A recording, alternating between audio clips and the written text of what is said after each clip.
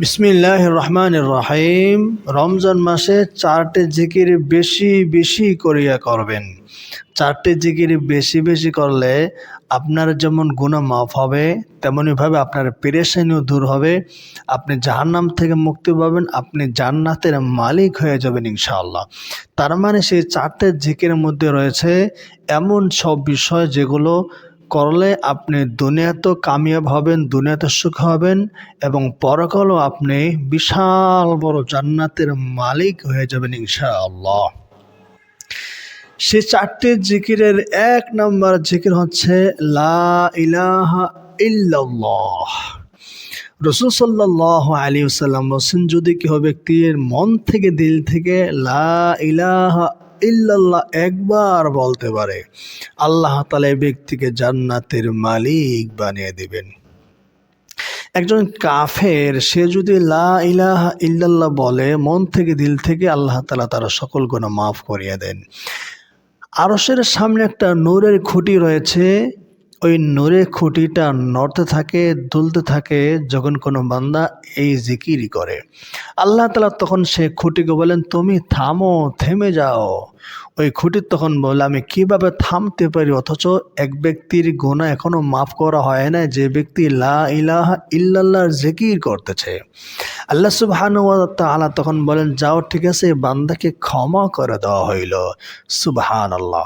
তাহলে আমরা রমজান মাসে প্রথম যে আমলটা বেশি বেশি করে করব সেটা হচ্ছে লা ইলাহা ইল্লাল্লাহর জিকির বেশি বেশি করে করব। আর এই জিকির করার সময় লা ইলাহা ইল্লাতে টান দিবেন।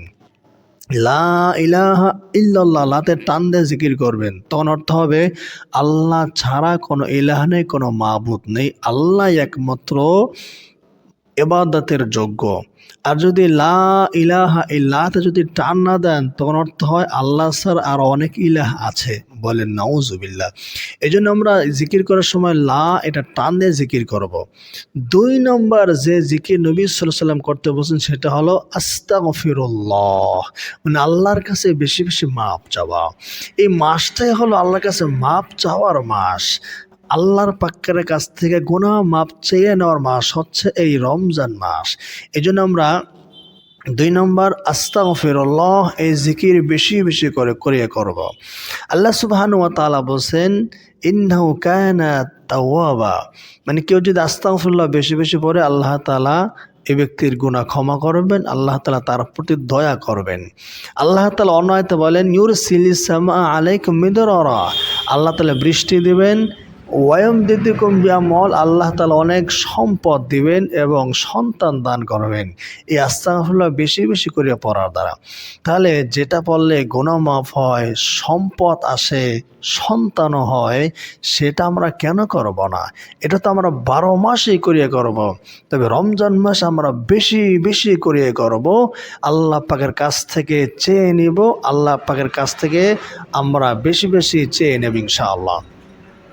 প্রিয় ভাই এবং বোনেরা, এই রমজান মাসে দান করলে আল্লাহ তাআলা কিন্তু 1 টাকা দান করলে 700 টাকা দান করা সমান সব দান করেন।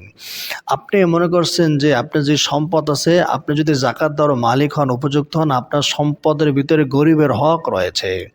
আপনি যদি গরিবকে দান করেন আপনার সম্পদ থেকে, আল্লাহ তাআলা কিন্তু আপনাকে জান্নাতে সেটা পৌঁছায়া দিবেন।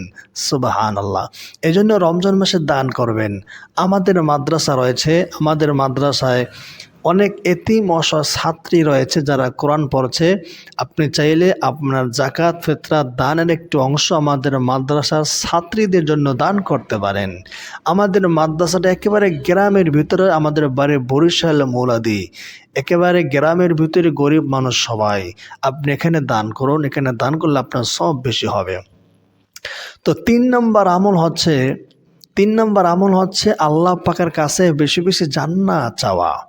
আল্লাহুম্মা ইন্নী আসআলুকাল জান্নাহ, এই দোয়াটা পড়া। এর অর্থ হচ্ছে, হে আল্লাহ, আপনার কাছে আমি জান্নাত চাই। আল্লাহুম্মা ইন্নী আসআলুকাল জান্নাতা, হে আল্লাহ, আপনার কাছ থেকে আমি জান্নাত চাই। আর সর্বশেষ এবং 4 নম্বর জিকির যেটা হচ্ছে, সেটা হলো আল্লাহ পাকের কাছ থেকে জাহান্নাম থেকে মুক্তি চাওয়ার দোয়া করা। সুবহানাল্লাহ। আর সেটা এইভাবে চাইতে পারেন, আল্লাহুম্মা ইন্নী আউযু বিকা মিনান নার, হে আল্লাহ, আপনার কাছ থেকে আমি জাহান্নাম থেকে পানাহ চাই, মুক্তি চাই। তো প্রিয় ভাই এবং বোনেরা, এই 4টে জিকির কথা বললাম, সংক্ষেপে আবার বলছি। 1 নম্বর লা ইলাহা ইল্লাল্লাহ, 2 নম্বর আস্তাগফিরুল্লাহ, 3 নম্বরে আল্লাহুম্মা ইন্নী আসআলুকাল জান্নাতা, সর্বশেষ এবং 4 নাম্বার হচ্ছে আল্লাহুম্মা ইন্নী আউযু বিকা মিনান নার। এই চারটা জিকির রমজান মাসে বেশি বেশি করিয়া করব। আল্লাহ তাআলা আমাদের তৌফিক দান করেন। সকলে বলুন আমিন।